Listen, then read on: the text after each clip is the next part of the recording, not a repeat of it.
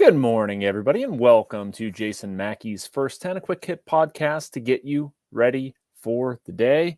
And well, today is not the day, but it's one day closer to the day, right? At least in Pirates land. Paul Skenes is very much in Pittsburgh. He will meet with the media later today in advance of the Pirates series starter against the Cubs. We're going to talk about that.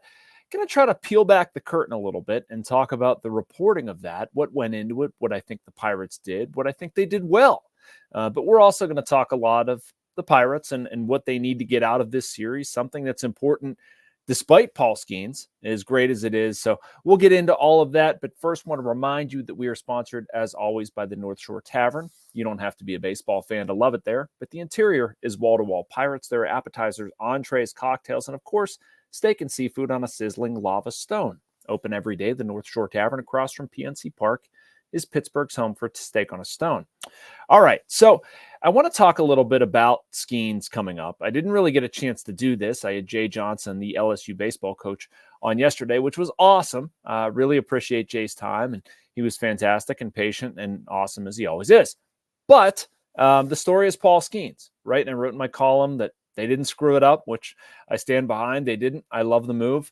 I thought it was a little bit of a veer in another direction for the Pirates, at least in terms of sort of guarding secrets or playing this close to the vest.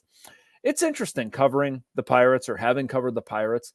I think I did a pretty good job holding my own with breaking news. I didn't get everything. Nobody's ever going to get everything, but I think I got a pretty fair share of things through relationships and trust built and all that stuff. And first of all, this is not complaining. This is just trying to kind of be honest about it a little bit. And chasing down the Skenes story, like you could get some stuff, but there wasn't much out there. And I think part of that was baseball or operations for the Pirates really treating this differently. I'm not sure what that says, good or bad. I'm just saying that it was an outlier compared to other things where, I don't think Ben Cherington was really, keying too many people in on his plans. And that's fine. He's not supposed to, or that's not required of him. I don't think. I think there were a select few that knew of this. And, even people that were charged with promoting this or communicating it to the public, they didn't get a lot of time because nobody wanted the secret to get out. So people like me are, sniffing around and sending messages and trying to get things. And it was just very, very difficult. I think it speaks to the seriousness with which this was taken.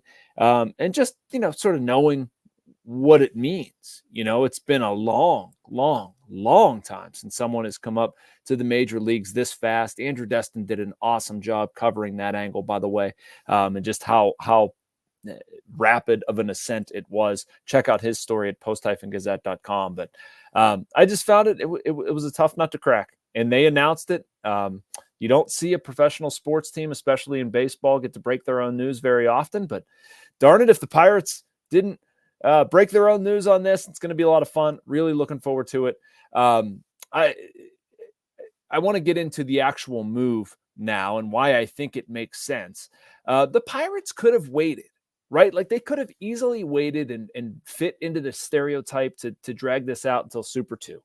They could have, they actually had a little bit of an excuse to say, as dumb as it might sound, to say, hey, he's got to pitch on 4 days rest more often. We need to see how it went.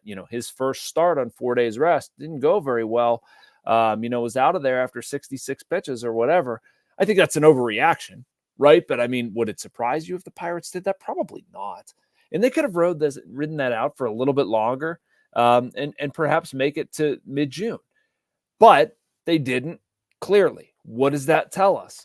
To me, it tells us they're serious, somewhat serious. You can say that Ben Cherington is feeling pressure about his job. I don't know. I mean, I don't know if that's an over-dramatization, but I think there's some reality there that, like, they need to win. They know they need to win. Paul Skenes helps them win. Paul Skenes is ready. And objectively, they made a decision to get somebody who belongs on the team on the team. I heard some complaining in my email inbox today from people that said, well, he's not the real issue. Pitching's not a problem. They need to figure out how to get guys to hit. Like, yeah, they do. I'm not disagreeing, but I mean, that's not the decision they're faced with here. The decision they're faced with here is Paul Skenes ready to come on to the major league team. And to me, it's black and white. He is. Nothing else should matter. And darn it, if that isn't how the Pirates operated, that's kind of cool. I like it. I mean, doesn't explain away all the things that have happened in the past, but we can look at this decision and say it tells us that they really didn't let anything else cloud their outside judgment. And honestly, the innings, how they're spending his innings, I think is pretty smart. Hopefully avoiding a shutdown later. They went really slow on the buildup, taking care of his arm, and then spend those innings accordingly. So I don't know. Let's go on Saturday and let's see how it fares for Mr. Skenes. They have made at least one other move that I thought is interesting. Our Andrew Destin was able to break this. Nick Gonzales is coming up from AAA Indianapolis. Long overdue. Some of you have probably said or told me the 24-year-old was hitting .358 with 4 homers and a 1.039 OPS in 120 ABs. It's going to be interesting what happens with Gonzales, right? Like, he's been up a couple times, 2 stints last year, hasn't gone particularly well, has hit .209 in 115 major league at-bats thus far, has shown some pop, but you could also say pessimistically that he's been a quad A player. He hasn't gotten the production at AAA to translate to the big leagues. That being said, I love what the Pirates are doing here, given where their offense is at. It's time to start looking under rocks and try to find what they can. Maybe Jake Lamb, maybe Ji-Hwan Bae, maybe other guys are next. But right now, Gonzales is an easy option. I don't know whether it's going to be Jared Triolo, Alika Williams. I'm not sure I have a huge opinion either way. I would be fine with both. Triolo probably needs to play every day and get some more ABs and get his swing back. But I also don't love losing the glove. Alika Williams is limited with the bat, as we know. He's fine sitting on the bench and being, your backup infielder. We'll figure out which way they go. I'm not sure that's the biggest thing, but it's the same thing going through, Taylor, Rowdy, Kutch, Sawinski. Like, those are 4 guys that are supposed to be mainstays in your lineup, hitting 221, 200, 184, 178. So any excitement over Skenes is legitimate. Any concern over the offense is legitimate, but they're not related. Let's just let them make the good decision and then worry about the other stuff. And, well, we'll see if they can figure out a change in approach and whether Paul spurs any of that. Not quite sure. Did want to hit on one Steelers topic with rookie minicamp starting up. I'm going to be over there a couple days. Interested to see what some of those guys look like. Zach Frazier, for instance, did a story on him recently. Roman Wilson as well. I mean, it's football in short, so I don't think we're going to glean too much. But I do think, and there was one piece of business here with the Steelers this week that I find interesting, basically for what they didn't do, and that's signing Scotty Miller to a 1-year deal, another former Arthur Smith guy.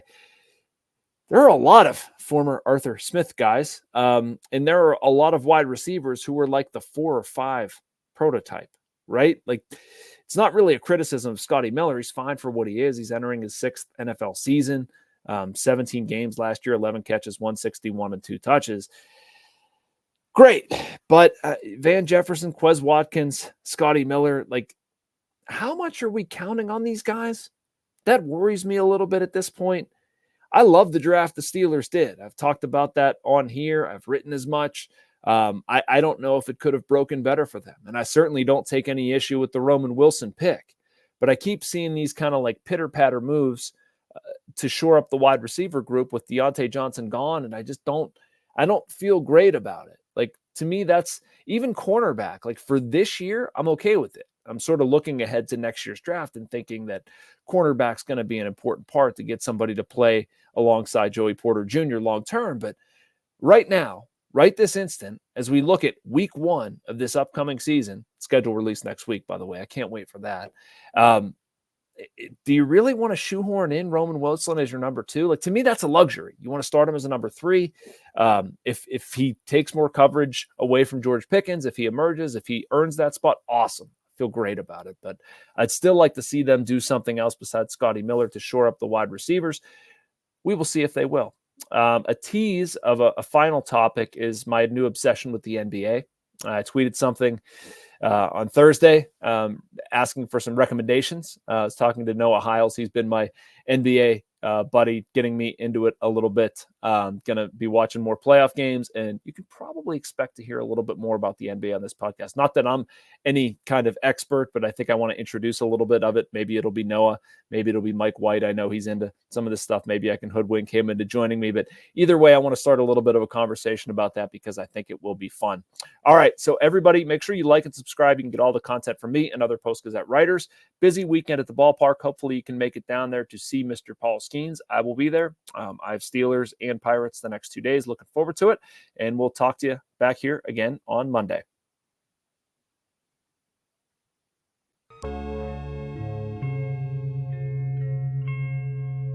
Thank you for checking out this content from Post-Gazette Sports. If you watch this video on YouTube, please like the video and subscribe to our channel. For all of the sports coverage the Post-Gazette has to offer, visit post-gazette.com.